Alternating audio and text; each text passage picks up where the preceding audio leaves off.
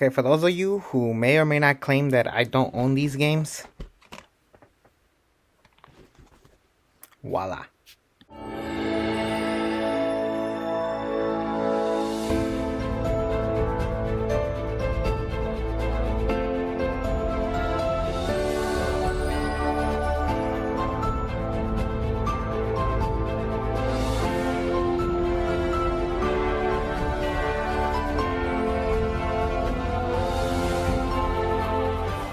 So Spider-Man Miles Morales follows up a little bit after the 2008 PS5 video game, which I have said is an A plus, one of the best video games of all time. And this game was basically created in the middle of Spider-Man 2, so there was those two games coming up in between.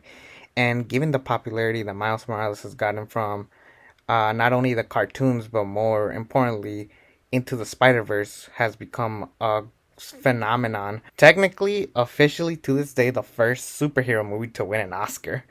That's crazy to believe.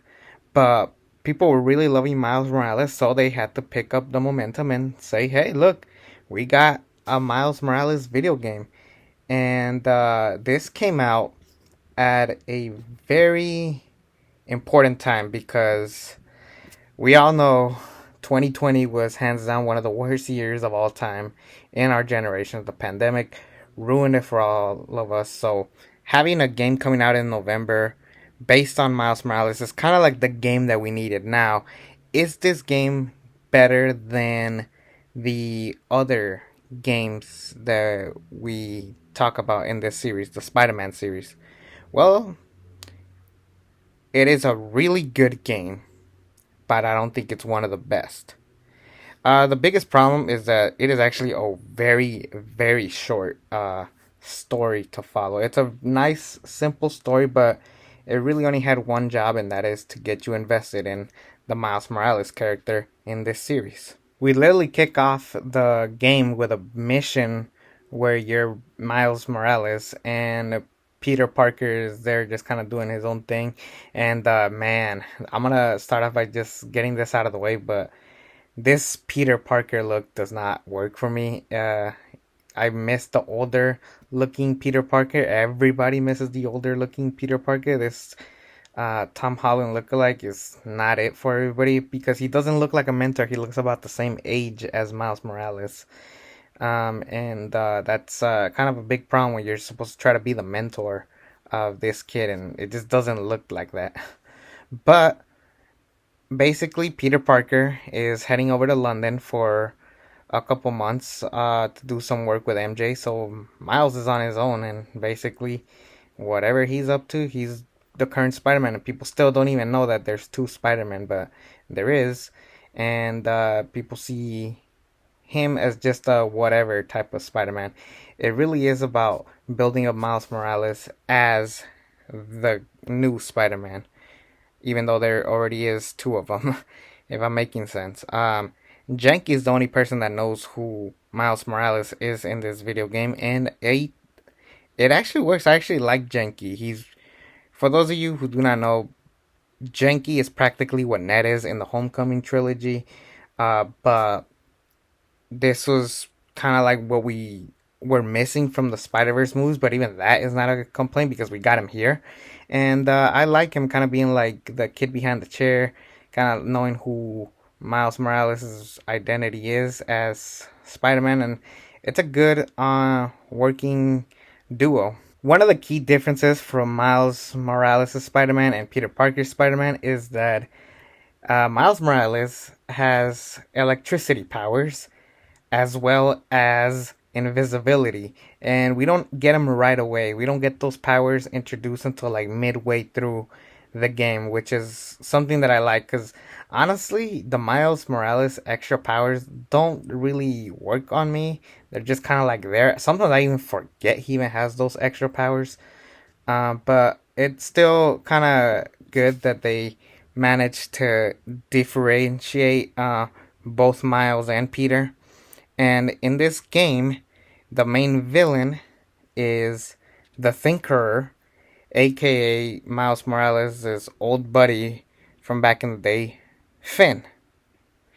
and Finn wants justice. A guy named Simon Krieger was working with Finn at the time, but then some thing happened where they actually lost a mutual friend, Miles and Finn, in the process, and they blame, or at least Finn does, blames Simon's company for it, and basically she wants revenge and tries to steal all this stuff.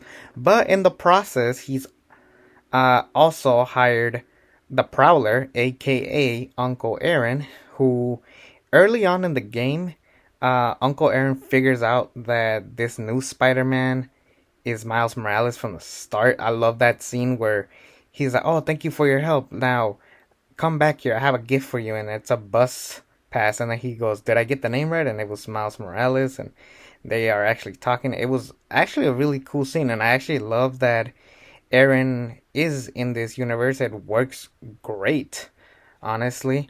The chemistry between Uncle Aaron and Miles Morales is good, and then given that the movie had uh Uncle Aaron dying and his father still as a figure, and then this time the roles are switched. This time around in the video games, uh, Miles's father is dead, but the Prowler, Uncle Aaron, is still alive. So it works and it benefits from it. And I like the different duo. That way, you can differentiate from the two different Spider-Man in this world. So for that, I gotta give it props. It was really good writing on there, and something that I can always say great job with these video games is the storytelling. And I think that the storytelling is what makes these games really work. Because as far as the gameplay, it's practically the same game as Spider-Man, but this time as Miles Morales. Side note, you do not play as any other character. At least in the other ones, you had to play as MJ and um, pre Spider Bitten Miles Morales. In this one, you're Miles Morales through and through. And it is both an advantage and a disadvantage, because it would have been nice. Imagine we had a level where we played as the Prowler. Like, that would have been pretty freaking cool. Or even as Janky, kind of like doing tech work. That could have been something very nice and interesting, but we don't have that. As far as the story between the Tinkerer go, Finn is kind of annoying. If I'm being honest, she just cries and cries and cries. Like, one of the biggest complaints about Toby's Spider-Man is that he cried way too much. This girl cries just as much and complains. And I get why she's so angry, but at the end of the day, she knows she's doing wrong. She's literally destroying a city, and it just doesn't make you really root for her for some of the moments. The main focus of the story was that eventually the town or the city accepts Miles Morales as a Spider-Man. And then at the end, when he does save the city, um, his face is revealed. Miles's mother, who's another great character in this story, finds out that Miles is the other Spider-Man, and then they ask him, like, who was that guy? And then they go, he was our Spider-Man. And something really cool, in the beginning of the video game, Miles is walking around the town of Brooklyn. They're doing graffiti art of Spider-Man's Peter Parker. And then he goes, make room for the other Spider-Man. That guy's going to be sick. However, throughout the first half of the game, Miles looks and dresses just like the current Spider-Man that we know, but eventually he differentiates himself and he has like the black and red, which is Chef's Kiss. So that way you can really differentiate both Spider-Man. And for me, the best part of this entire game was the suit where you play as the Spider-Verse suit from the movie, and he actually moves in the style of the movie, and it works to an advantage. It's like my favorite suit of all the video games. This game does have a lot of other cool suits, like the Prowler Miles Morales was cool, but like the best one hands down was that Spider-Verse suit. And I was really glad that they did pull this game, because like I said, it came out in 2020, a very rough time for us. Um, and it was good to kind of get our heads out of it. Plus, this takes place in Christmas, so it was like the perfect like holiday season, and it was really well told, and I really love that they gave us something. Even though it does feel like it was shoehorned in there, it was kind of nice to play something on the side. I will say this, when you get to Spider Man 2, if you had not played this Miles Morales game, you don't really miss much outside of maybe what happens to the Prowler. Because he does, in the game, he does help out at the end, and he does go back to jail, but he does get a reduced sentence from it. So there was some justice for the Prowler, but you know, you get what you get. But it was a really nice game to kind of showcase who Miles Morales is. Is it the best one? No. It's, if I'm being honest, out of the three recent Spider-Man games, this is the weakest one. But it still doesn't take away from how good this game is. I will say I'll give it a B plus. Maybe we could have had more characters that you could play as. The story could have been longer. Maybe didn't need to feel that rushed. But I can't really hate it. It's a really good game. B plus is not a bad rating. I mean, yeah, you guys can't give everything an A, but anyways, I cannot wait for you guys to check out this game. If you haven't already, it's a must play. It's a really fun game to play.